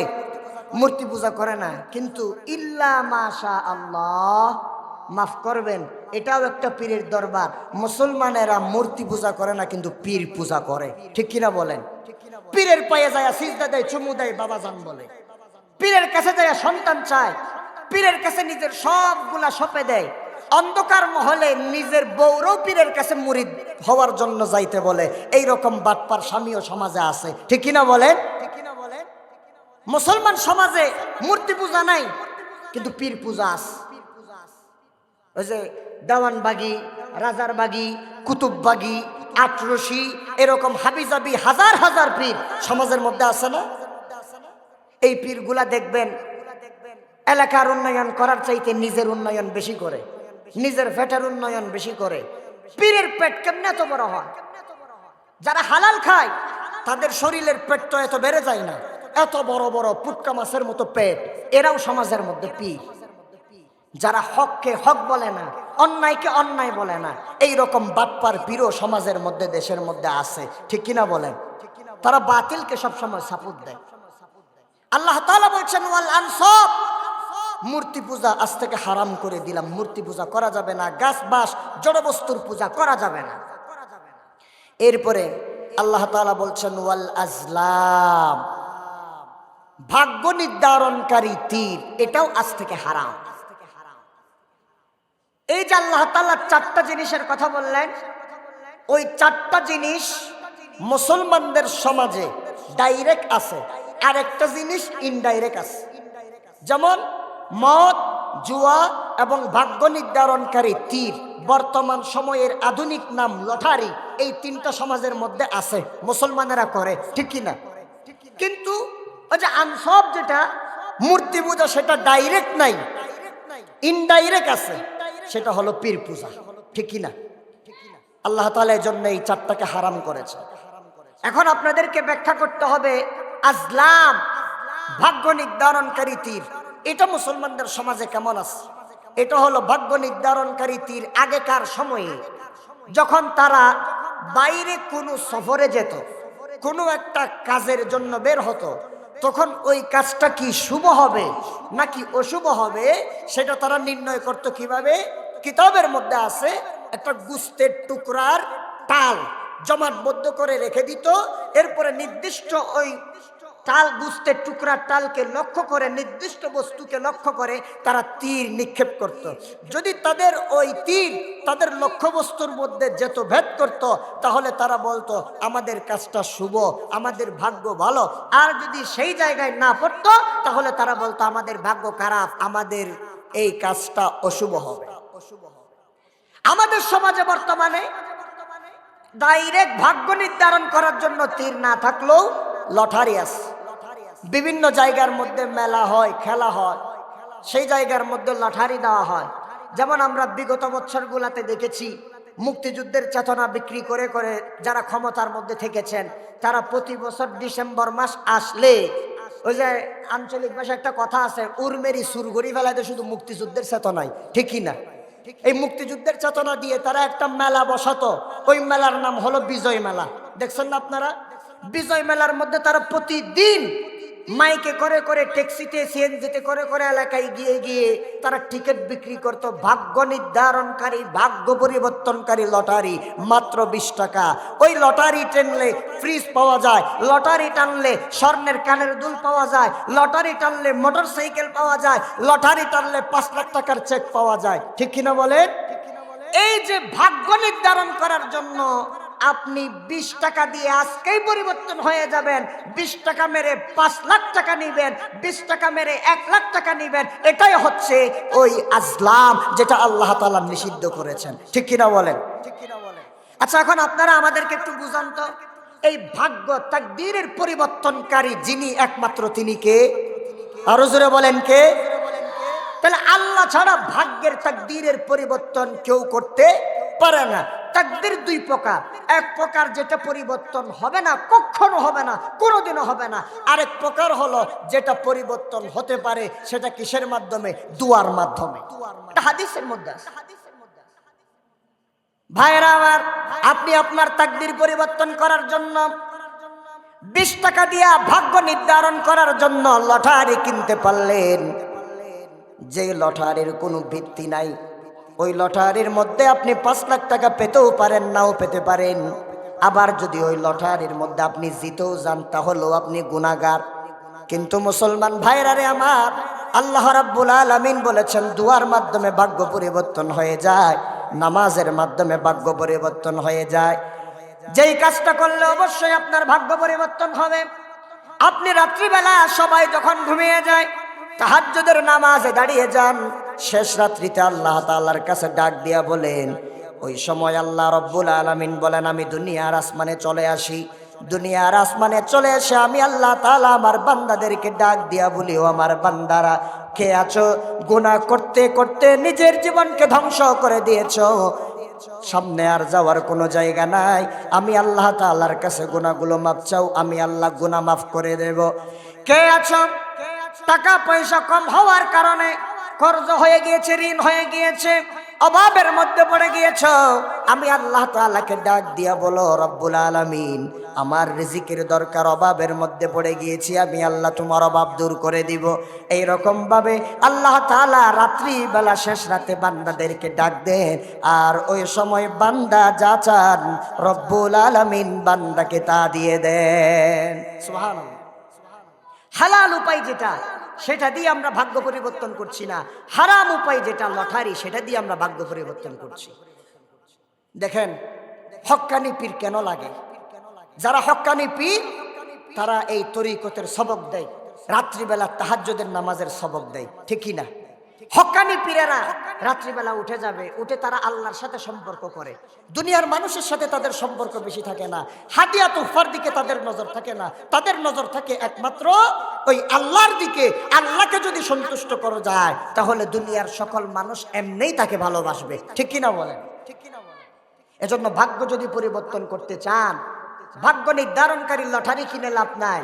ভাগ্য পরিবর্তন করতে চাইলে নামাজে হন, ভাগ্য নির্ধারণ করতে চাইলে, পরিবর্তন করতে চাইলে তাহাজ্জুদের নামাজে দাঁড়িয়ে আল্লাহর কাছে দুই চোখের পানি ছেড়ে দিয়ে কান্না করে বলেন, আল্লাহ আমার অভাব, আল্লাহ আমার 5টা সন্তান, আল্লাহ আমার ঘরের মধ্যে অভাব, আমি তাদেরকে ভালো মতো মানুষ করতে পারছি না, আলেম বানাতে পারছি না, হাফেজ বানাতে পারছি না, আল্লাহ তুমি আমার অভাব দূর করে দাও। আল্লাহ বলছেন আমার বান্দা আমাকে ডাক দিতে দেরি, আমি আল্লাহ তাআলা বান্দার অভাব দূর করতে আমার দেরি হবে না। সুবহানাল্লাহ।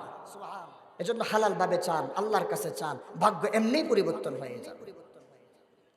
আমার প্রিয় মুসলমান বন্ধুগণ, আল্লাহ তাআলা চিরতরে মদকে এবার হারাম করে দিলেন। আল্লাহ বলছেন ইন্নামাল খামরু ওয়াল মাইসিরু ওয়াল আনসাবু ওয়াল আজলাম, এই 4টা আমি আল্লাহ তোমাদের জন্য হারাম করলাম। মুসলমানেরা রে, ইমানদারেরা শুনে রাখো, রিজিসুম মিন আমালিশ শাইতান। এই আল্লাহর কথা বুঝেন যুব সমাজ, আল্লাহর কথা বুঝেন। আল্লাহ বলছেন রিজিসুম মিন আমালিশ শাইতান, এই 4টা কাজ কেউ যদি করে তাহলে সে আর মানুষ থাকে না, সে হলো শয়তান, ঠিক কিনা বলে? আল্লাহ বলছেন এই 4টা কাজ হলো শয়তানের কাজ, ইমানদারের কাজ নয়। যদি শয়তান হতে না চাও তাহলে এই কাজগুলো পরিত্যাগ করবা, আর যদি এই কাজগুলো করো তাহলে তুমি নিজেরাই ইমানদার বলে পরিচয় দিয়ে লাভ নাই, তুমি শয়তান। এরপর আল্লাহ কি বলছেন দেখেন, ফাজাতানিবুহু, আল্লাহর কথা কিরকম সুন্দর, ফাজাতানিবুহু, বান্দারে এগুলা কি ছাড়বি? এই মদ, জুয়া, মূর্তি পূজা, লটারি টানা এগুলা ছাড়বি? যদি সারিস, এগুলা যদি বাদ দিয়ে দিস, তাহলে আমি আল্লাহ তাআলা তোরে একটা পুরস্কারের কথা বলবো। সেটা কি জানোস? লাআল্লাকুম তুফলিহুন, লাআল্লাকুম তুফলিহুন। বান্দারে এই নেশা জাতীয় দ্রব্য, এই মদ, জুয়া, মূর্তি পূজা এবং লটারি, এই 4টা কাজ থেকে যদি তুমি বিরত থাকতে পারো, শয়তান আর তোমাকে পথভ্রষ্ট করতে পারবে না। আমি আল্লাহ বলে দিলাম লাআল্লাকুম তুফলিহুন, তোমরা বান্দারা সফল কাম হয়ে যাবা। সুবহানাল্লাহ। সফলতা যদি পেতে চাও মাদক থেকে ফিরে আসো, সফলতা যদি পেতে চাও জুয়ার থেকে ফিরে আসো, সফলতা যদি পেতে চাও লটারির থেকে ফিরে আসো, আল্লাহর দিকে তুমি চলে যাও, আল্লাহর নিকটবর্তী হয়ে যাও, আল্লাহ তাআলা তোমাকে সফলতা দান করবে। প্রিয় ভাইয়েরা আমার, এরপরে এবার আল্লাহ তাআলা কি বলছেন দেখেন, আল্লাহ বলেন ইমানদারেরা, মদ জুয়া আমি আল্লাহ কেন হারাম করলাম জানো? কারণ হলো এই মদ জুয়া শয়তানের কাজ, আর শয়তান এই মদ জুয়ার মাধ্যমে তোমাদের মধ্যে মারামারি লাগাইতে চায়, মদ জুয়ার মাধ্যমে সমাজের মধ্যে অশান্তি সৃষ্টি করতে চায়, মদ জুয়ার মাধ্যমে আমি আল্লাহর জিকির থেকে তোমাদেরকে দূরে সরাতে চাই, ঠিক কি না? আগের পয়েন্টগুলোর সাথে মিল। মদ জুয়ার কারণে ভাইয়ে ভাইয়ে মারামারি, হিংসা বিদ্বেষ, মদ জুয়ার কারণে নামাজের মধ্যে ভুল। আল্লাহ তাআলা এই কথাটাই বলছেন। আল্লাহ তাআলা বলছেন ইন্নামা ইউরিদুশ শাইতানু আন ইউকিআ বাইনাকুমুল আদাওয়াতা ওয়াল বাগদাআ ফিল খামরি ওয়াল মাইসিরি ওয়া ইয়াসুদ্দাকুম আন যিকরিল্লাহি ওয়া আনিস সালাহ ফাহাল আনতুম মুনতাহুন। আল্লাহ বলছেন বান্দা ইন্নামা ইউরিদুশ শাইতান, এই মদ জুয়া এগুলো তো শয়তানের কাজ। শয়তান এগুলার মধ্যে কি চাই জানো? আইয়ুকিআ বাইনাকুমুল আদাওয়াতা ওয়াল বাগদা ফিল খামরি ওয়াল মাইসির, মদ আর জুয়ার মাধ্যমে তোমাদের মধ্যে হিংসা, বিদ্বেষ, মারামারি, শত্রুতা এগুলা লাগাই দিতে চায়। এরপরে কি? ওয়ায়াসুদ্দাকুম আন যিকরিল্লাহি ওয়া আনিস সালাত। এই মদ আর জুয়ার মাধ্যমে শয়তান চাই তোমাদেরকে আমি আল্লাহর জিকির থেকে, বেগম নামাজ থেকে দূরে সরাতে চায়।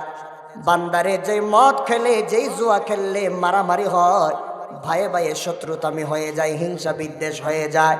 যে মদ জুয়ার কারণে আল্লাহ থেকে দূরে সরে যাও, যেই জুয়ার কারণে, মদের কারণে নামাজ থেকে দূরে সরে যাও, বান্দা এরপরও এই কাজগুলা করবে নাকি? ও বান্দা, আমি আল্লাহ তাআলা বলে দিলাম আজ থেকে এই কাজগুলা করো না। এই কাজগুলা যদি বাদ দাও তাহলে আমি আল্লাহর প্রিয় তোমরা হয়ে যাবা। ওয়ায়াসুদ্দাকুম আন যিকরিল্লাহি ওয়া আনিস সালাহ। আল্লাহ তাআলা এরপর একটা ঠেস দিয়া কথা বলছেন আমাদেরকে, ঠেস মেরে কথা বলছেন। মানে এরকম বলে না অনেকেই, মেল্লা ফিরার ফুয়া আই বাফে তল্লাই ইয়াঙ্গুল্লাম ইয়াঙ্গুল্লাম ইয়াঙ্গুল্লাম ই নরিককে সাইনো বাক্কানা তত্ত্ব বাফরে সাই তো মরানো হয়নি, এরকম ভাবে কথা বলে না? তল্লাই এদিন করলাম ই নরমর মতো ন বুঝবি না। আল্লাহ তাআলা বলছেন শয়তান চায় মদ জুয়ার মাধ্যমে তোদের মধ্যে শত্রুতামি বাড়াইতে, মারামারি বাড়াইতে, আমি আল্লাহর জিকির থেকে দূরে সরাইতে, নামাজ থেকে দূরে সরাইতে। ফাহাল আনতুম মুনতাহুন। বান্দা এত ভেঙ্গে ভেঙ্গে তুরে বলে দিলাম, এই মদ জুয়ার কারণে এত শান্তিগুলা সব বিস্তারিত বর্ণনা করলাম, এরপরও কি বান্দা এখান থেকে বিরত থাকবা না তোমরা? ফাহাল আনতুম মুনতাহুন। এরপরও কি এই মদ জুয়া থেকে তোমরা ফিরে আসবা না?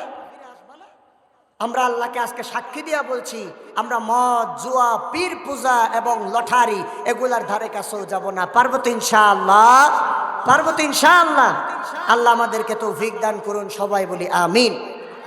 যুব সমাজকে আমি অনুরোধ করছি, ভাই ফিরে আসো এই মদ জুয়া থেকে, ফিরে আসো এই মোবাইলের আসক্তি থেকে, ফিরে আসো এই পাবজি খেলা থেকে। রাত্রিবেলা মাঝে মধ্যে ভয় হয়, আমার জীবন থেকে বাস্তব কথা বলছি। একদিন রাত্রিবেলা মাহফিল শেষ করে বাড়িতে যাচ্ছি, হঠাৎ করে অন্ধকার। আমাদের বাড়িতে ঢুকার আগেই রাস্তার উপরে একটা বিল্ডিং আছে, আমার স্যার ফুরকান স্যার চিনেন, ওই রাস্তার উপরে বিল্ডিংটা। সেখানে একটা ওই যে দেয়ালা দিয়ে বসার স্থান করে দেওয়া হয়েছে, ওয়াল দেওয়া হয় নাই তখন, এখন ওয়াল দেওয়া হয়েছে। রাত্রিবেলা প্রায় 2:30-3টা, ওই সময় দেখতেছি আমি নামতেছি গলি দিয়া, মোবাইলের মধ্যে একজনে বলতেছে এই ফায়ার ফায়ার ফায়ার ফায়ার। রাত্রে 2:30-3টা বাজে, ফায়ার মানে আমি ভয় পেয়ে দাঁড়াই গেলাম, কিরে কে কোন দিকে কারে ফায়ার করে? বলে যায় আমি এদিক থেকে কি বলছি প্রোটেকশন নিচ্ছি, তুমি ওদিক থেকে ফায়ার করো। ওমা, এত রাত্রিতে বন্দুক টন্দুক ছাড়া কিসের ফায়ার করতেছে? তাকায় দেখি আমার এলাকার ছোট ভাই একটা, তার ডাক দিয়ে বললাম কিরে এত রাত্রি কারে তুই ফায়ার করস? আমার লজ্জা পেয়ে আসসালামু আলাইকুম ভাইয়া, পাবজি খেলে দেবে। রাত্রে 2:30-3টার সময় একটা ছেলে যে ইয়াং, যার সময় ছিল এখন ঘুমানোর, ফজরের সময় উঠে পড়ালেখা করে, ফজরের নামাজ আদায় করা, কোরআন তেলাওয়াত করা, সে ওই কাজগুলা না করে রাত্রিবেলা ফ্রি ফায়ার খেলতেছে, মা বাবার কোনো খবরই নাই। তো আমি জিজ্ঞেস করলাম এই ফ্রি ফায়ার খেললে লাভ কি? বলে এই ফ্রি ফায়ার গুলার থেকে খেললে আমরা টাকা পাই, টাকা ইনকাম করি। তাহলে এটা একটা জুয়া খেলার মতো, টাকা ইনকামের নেশায় সে আসক্ত হয়ে রাত্রিবেলা না ঘুমিয়ে, নিজের শরীরকে রেস্ট না দিয়ে সে সারা রাত বসে বসে পাবজি খেলতেছে। আর সকালবেলা ফজরের আজানের আগে আগে ঘরের মধ্যে ঢুকবে, নামাজও পড়বে না, মাদ্রাসায়ও যাবে না, স্কুল কলেজেও যাবে না। ঠিক কিনা বলেন? আজকে আমাদের সমাজ ধ্বংস হয়ে যাচ্ছে, এজন্য এই কাজগুলা করা যাবে না। মদ জুয়া এটা এমন মারাত্মক, সমস্ত পাপের মূল বলা হয়েছে এই মদ জুয়াকে। একজন মানুষকে অফার করা হলো যে তুমি এই শিশুটাকে হত্যা করো, সে বলছে না আমার দ্বারা একটা শিশুকে হত্যা করা কোনোদিনও সম্ভব হবে না। তারপরে আবার তাকে বলা হলো যদি এই শিশুকে হত্যা করতে না পারো তাহলে এই যে সুন্দরী রমণী মহিলা, ওই সুন্দরী রমণী মহিলার সাথে তুমি জানাই লিপ্ত হয়ে যাও। ওই যুবকটা বলছে না না, এটা কোনোদিনও আমার দ্বারা সম্ভব হবে না, আমি জানার মধ্যে লিপ্ত হতে পারবো না, কারণ এটা বড় মারাত্মক গুনার কাজ। এরপরে ওই যুবকের সামনে একটা মদের বোতল দেওয়া হলো, নেশা জাতীয় দ্রব্য। এরপরে বলা হলো তাহলে তুমি এই মদগুলা পান করো। তখন ওই যুবক বলল, একটা জানকে হত্যা করা মানে হলো দুনিয়ার সকল মানুষকে হত্যা করা, এটা বড় অপরাধ, এটা আমি করব না। জানা করা মানে বড় অপরাধ, জানা করলে আল্লাহ তাআলার কাছে জবাবদিহি করতে হবে, আমি জানা করব না। কিন্তু মদ এটা তো খাওয়াই যায়, কিছুক্ষণ পরেই তো আমার মাতাল অবস্থা চলে যাবে, আমি না হয় কম গুনাহটাই করলাম, মদটাই পান করলাম। জানাও করে নাই, ছোট্ট সন্তানকে হত্যাও করে নাই, মদ পান করছে। এখন মদ পান করার পর সে যখন মাতাল হয়ে গিয়েছে, মাতাল হওয়ার সাথে সাথে ওই মেয়েটার সাথে জানা করেছে। নাউজুবিল্লাহ বলবেন না? মেয়েটার সাথে জানা করার সময় ওই বাচ্চাটা সেখানে উপস্থিত ছিল। এইবার তার মাথার মধ্যে শয়তানে এমন বুদ্ধি ঢুকাই দিল, বলছে, ও ভাই, তুমি যে মেয়েটার সাথে খারাপ কাজ করেছো দুনিয়ার কেউ দেখে নাই, আল্লাহ তাআলা দেখেছেন, তবে দুনিয়ার মধ্যে ওই সন্তানটা দেখেছেন, এটা তো সাক্ষী থেকে গেল। এখন ওই সাক্ষীটাকে দুনিয়ার থেকে বিদায় করে দাও, যাতে করে আর কেউ তোমার বিপক্ষে সাক্ষী দিতে না পারে। মুসলমান ভাইরা রে আমার, সে গুনাহ থেকে বাঁচার জন্য মানুষ হত্যা করলো না, গুনাহ থেকে বাঁচার জন্য, হারাম থেকে বাঁচার জন্য জানা করলো না, গুনাহ থেকে বাঁচার জন্য সামান্য কম গুনাহ হওয়ার জন্য মদ পান করলো। কিন্তু ওই মদ পান করার কারণে মাতাল হয়ে তিনটা মারাত্মক অপরাধ সে করে ফেললো। এজন্য আল্লাহ রাসূল সাল্লাল্লাহু আলাইহি সাল্লামের সাহাবী হযরত উসমান রাদিয়াল্লাহু তাআলা আনহু তিনি বলেছেন, এই মদ এটার থেকে তোমরা বেঁচে থাকো, ইজতানিবুল খামরা ফাইন্নাহা উম্মুল খাবাইস। সমস্ত পাপের মূল, খারাপের মূল হলো এই মদ। আমরা মদ খাবো না। আল্লাহ তাআলা আমাদেরকে বুঝার তৌফিক দান করুন, সবাই বলি আমিন। আসলে মদ জুয়া নিয়ে কথা বললে আরো অনেকক্ষণ বিস্তারিত বর্ণনা করতে হবে। আমার কাছে টিকিট চলে এসেছে, পরবর্তী আলোচক উপস্থিত হয়েছেন, সেজন্য আমি আর সামনের দিকে যাচ্ছি না। যারা মদ খায়, মদ বিক্রি করে, মদের ব্যবসা করে, মদের জিনিসগুলা বিক্রি করে, আল্লাহ রাসূল তাদের উপর লানত করেছেন। মদের কারণে সমাজে মারামারি, অশান্তি, সব বিশৃঙ্খলা এই মদের কারণে, জুয়ার কারণেই হচ্ছে, ঠিক কি না? দেখবেন অনেক স্বামী নিজের বউয়ের স্বর্ণ বিক্রি করে জুয়া খেলার জন্য। স্বর্ণ বিক্রি করতে করতে করতে করতে এবার বউয়ের শাড়ি এগুলা বিক্রি করা শুরু করে। যখন কিছুই আর না পায় তখন বউরে নির্যাতন করে, মারধর করে, তোর বাপের বাড়ির থেকে টাকা নিয়ে আয়, আর টাকা আনলে ওই টাকা দিয়া স্বামী আবার জুয়া খেলে। এরকম দিতে দিতে দিতে দিতে যখন নিঃশেষ হয়ে যায় তখন ওই স্ত্রীকে বের করে দেয় ঘর থেকে। আসে না নাই এরকম স্বামী? তাহলে কেন হচ্ছে? ওই মদ আর জুয়ার কারণে। তাহলে আমরা বুঝলাম সমাজে যত রকমের অশান্তি, যত বিশৃঙ্খলা, সবগুলা হচ্ছে মদ আর জুয়ার কারণে, ঠিক কিনা বলেন? এই মদ আর জুয়ার থেকে আমরা বিরত থাকবো। আল্লাহ আমাদেরকে বুঝার, আমল করার তৌফিক দান করুন, সবাই বলি আমিন। বাকি কথা যদি অন্য কোনো দিন কোথাও দেখা হয় সেখানে করব। আমাকে এদিক থেকেও কল দিচ্ছে, এদিক থেকেও কল দিচ্ছে। পরবর্তী মাহফিল হলো আমার আপনার মনিয়াবাদ, সেখানে চলে যেতে হবে, সেজন্য আজকে এখানে শেষ করলাম। যা বলেছি সবার আগে আমাকে আমল করার তৌফিক দান করুন আল্লাহ তাআলা, এরপরে আপনাদেরকে আমল করার তৌফিক দান করুন, আমিন। ওয়া আখির দাওয়ানা আনিল হামদুলিল্লাহি রাব্বিল আলামিন। আসসালামু আলাইকুম ওয়া রাহমাতুল্লাহি ওয়া বারাকাতুহু।